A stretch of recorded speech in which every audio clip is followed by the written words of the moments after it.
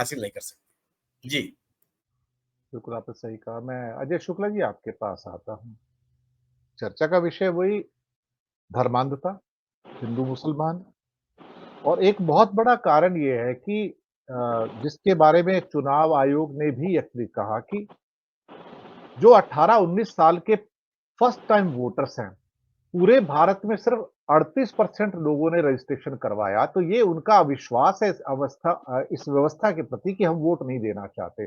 शायद जो यंगस्टर्स हैं, जो पहले मोदी के साथ जुड़ते थे, अब जुड़ना नहीं चाहते। अगर 38% सिर्फ लोग जो वोट देने के काबिल हैं, रजिस्ट्रेशन करा रहे हैं 18-19 साल के, it's a setback for Modi.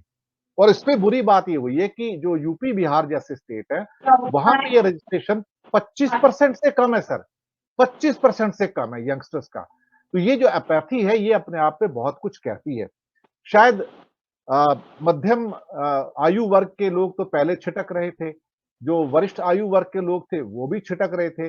लेकिन अब देश का एकदम युवा 18, 19, 20 साल का युवा अगर छिटक रहा है, तो इसका मतलब है कि उसे भी ये हिंदू-मुसलमान पसंद नहीं आ रहा है। समाज के अंदर जो मोदी और मोदी की पार्टी जो ज़हर फैला रहे हैं, वो उन्हें स्वीकार नहीं है सर।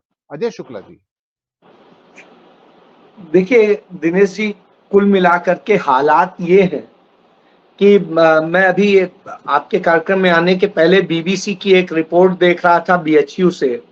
बीएचयू की लड़कियों से चर्चा कर रहा था जो बीबीसी का रिपोर्टर।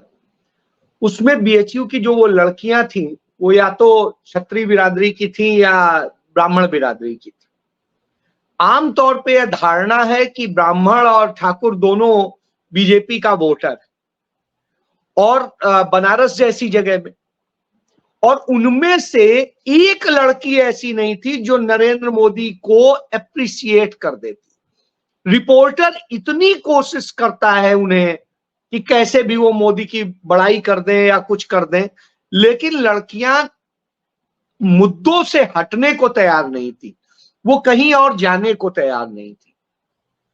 तो मैं ये बता रहा हूं कि जहां कहीं भी थोड़ी सी बुद्धि का, ज्ञान का प्रयोग होता है, लोग देखते हैं सच, तो भले ही बड़े मंच पे बोलने की स्थिति में ना हो, लेकिन आज वो समझ रहे हैं, बोल रहे हैं, और वो उसको लेकर के मत भी करने के लिए तैयार है। इतनी सारी बातों के बाद में इससे लगता है कि हालात बहुत बदले हुए, और हालात इसी तरह से नहीं बदले, बहुत सारी जगह बदले हुए।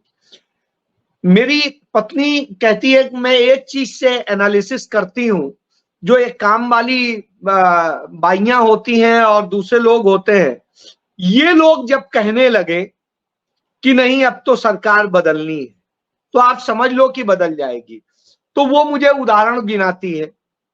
तो मैंने कहा तो अब तुम्हारी बाइयां क्या बोल रही हैं? कहीं अब वो कह रही हैं कि अब सरकार तो बदलेंगे, अब ये 5 किलो अनाज का जो ये ड्रामा है, इससे हमारा कोई भला नहीं होने वाला, इससे तो हम लोग बर्बाद हुए। तो आज यदि ये चर्चाएं आ रही हैं, तो इसका मतलब है कि जिन उनसे भटकाने की नरेंद्र मोदी कोशिश कर रहे हैं, वो भटक नहीं रहे हैं, वो समझ रहे हैं और वो उसका जवाब देना चाहते हैं। तो ये अपने आप में उदाहरण है कि बहुत सारी चीजों में बदलाव आ रहा है, कुछ बोल रहे हैं, कुछ नहीं बोल रहे हैं, लेकिन समझना लोगों ने शुरू कर दिया है। अब 10 साल बाद भी नहीं समझेंगे तो कब समझेंगे?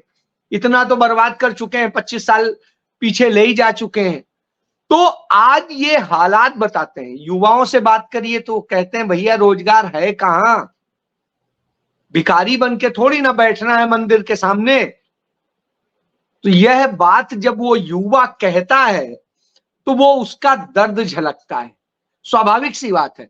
मुझे कई सारे मित्रगण हैं, उनके कॉल आते हैं कि अजय भाई कहीं पे कोई नौकरी का हो तो बेटे के लिए बताइएगा, क्योंकि बड़ा वो फ्रस्ट्रेट हो रहा है।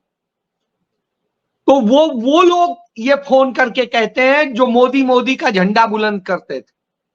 तो मैं भी फिर छोड़ता नहीं, मैं भी कह देता हूं अरे मोदी जी ने नौकरी नहीं दिलाई, आप तो बड़ा झंडा बुलंद किए हुए थे, सरकार तो आप ही ने चुनी है।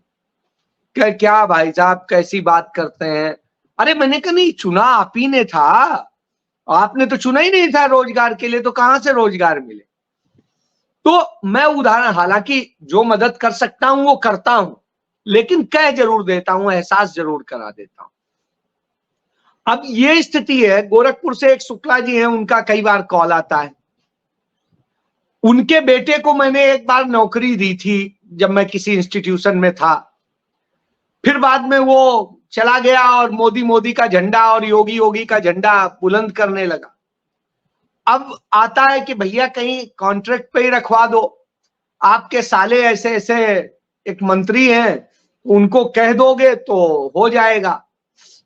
मैंने कहा उनको मैं क्या कह दूं, वो खुद, मतलब अब जो हालत है वो खुद ही पर्सनली मुझसे अपना दर्द रोते हैं, कहने को तो वो इतने बड़े मंत्री हैं।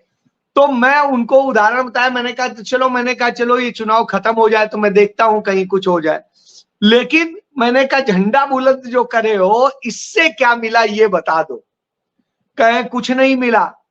तो ये उदाहरण मौजूद है कि जनता अब इन चीजों को लेके इतना परेशान हो चुकी, बहुत हो गया है यार, राम राम और ये वो, इससे पेट नहीं भरना है, इससे घर नहीं चलना है, बच्चा आत्महत्या कर लेगा ये सोच के वो परेशान।